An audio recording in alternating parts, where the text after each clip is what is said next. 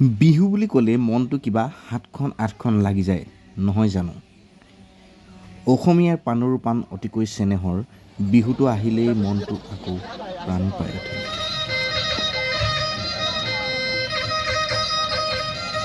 সেয়েহে বকতা নঙলামৰা যুৱ সমাজৰ উদ্যোগত এদিনীয়া কাৰ্যসূচীৰে পতা মুকলি বিহুলৈ বুলি ওলালোঁ পৰিয়ালৰ লগত একেলগে।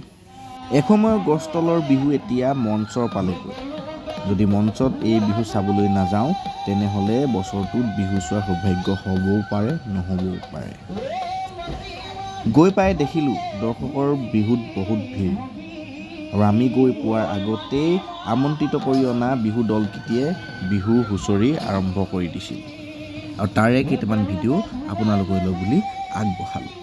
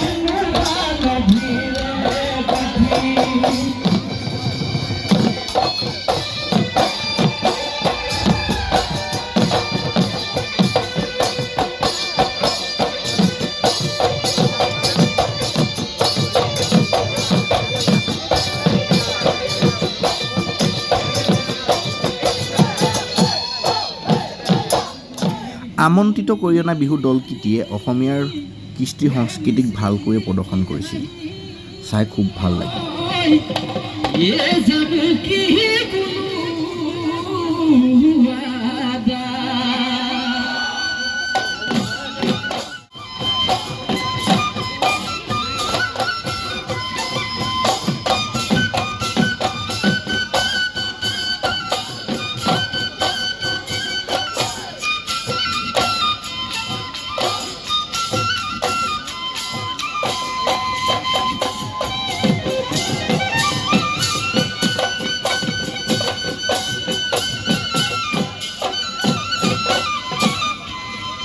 জাতি গৈ বাহৰে একামিতি চাচিলো চানে কি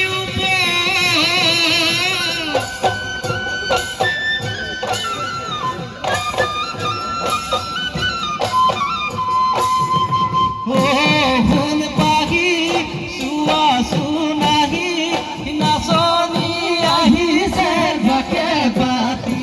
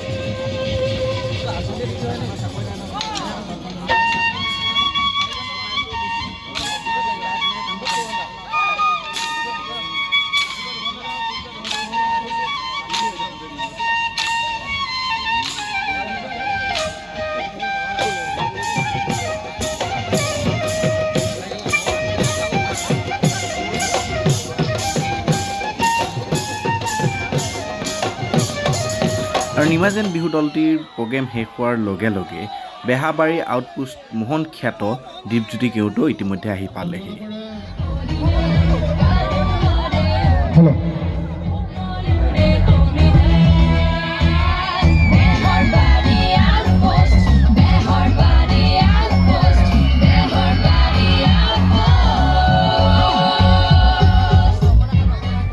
আৰু মোহন আহিয়েই দৰ্শকক হহুৱাবৰ বাবে সাজু হৈ গ'ল। মই যদি নাহিলেহেঁতেন তেতিয়া মই কি ক'লোহেঁতেন?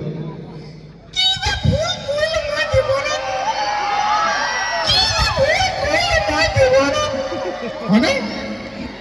এতিয়া বিহু বুলি চবেই পিঠা পনা খাই চবে শেষ কৰিলে নে মোলে আছে? আমাৰ মনি নিচিনা নকৰিব আকৌ।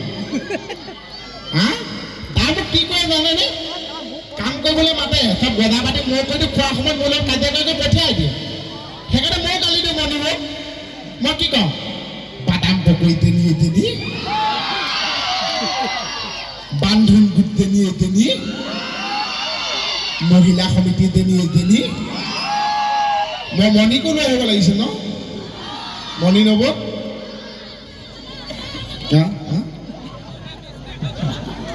এই ভণ্টিয়ে মোক খালি এনেকৈ মাতি আছে কি এই ভয় লাগে দেই। আমি লৈ লোৱা না, আমি সৰু সৰু। মোক এজনে কৈছে তোমাৰ জন্ম কেতিয়া? জন্ম চনটো কোৱাচোন। ঠিক 12 বজাৰমান সময়ত শেষৰটো অনুষ্ঠান আৰম্ভ হৈছিল আৰু ৰাজীৱ শদিয়া ককাইদেৱে গীত পৰিৱেশন কৰি আছিল। আৰু যিহেতু মঞ্চখন একেবাৰে মুকলি আছিল, বৰষুণ অহাৰ সম্ভাৱনা পূৰা আছিল আৰু আমি ঘৰ আহি পোৱাৰ পিছতে বৰষুণ আৰম্ভ হৈছিল। আৰু শেষৰটো অনুষ্ঠান ৰাজীৱ শদিয়া ককাইদেউ খুব ভাল আছিল। মই তেখেতক খুব ভাল পাওঁ। তেখেত এজন বিপ্লৱী কণ্ঠশিল্পী হয়। তেখেতৰ প্ৰগ্ৰেম চাবলৈ খুব ইচ্ছা আছিল। তথাপিও বৰষুণ অহাৰ উমান পাই যিহেতু ঘৰৰ মানুহৰ লগত লৈ গৈছোঁ, সেয়ে ঘৰলৈ গুচি আহিলোঁ।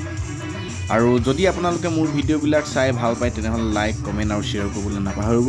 আপোনালোকে যদি এনেদৰে উৎসাহ উদগনি মোক জনাই থাকে, আপোনালোকে লাইক, কমেণ্ট, শ্বেয়াৰবিলাক জনাই থাকে, তেনেহ'লে মই নতুন নতুন ভিডিঅ' বনাবৰ কাৰণে উৎসাহ পাম। দুগুণ উৎসাহে মই নতুন নতুন ভিডিঅ'বিলাক বনাই যাম। গতিকে লাইক, কমেণ্ট আৰু শ্বেয়াৰ কৰিবলৈ নাপাহৰিব। নতুনকৈ অহা ব্যক্তিসকলে মোৰ পেজখন আপোনালোকে ফ'ল' কৰি দিব।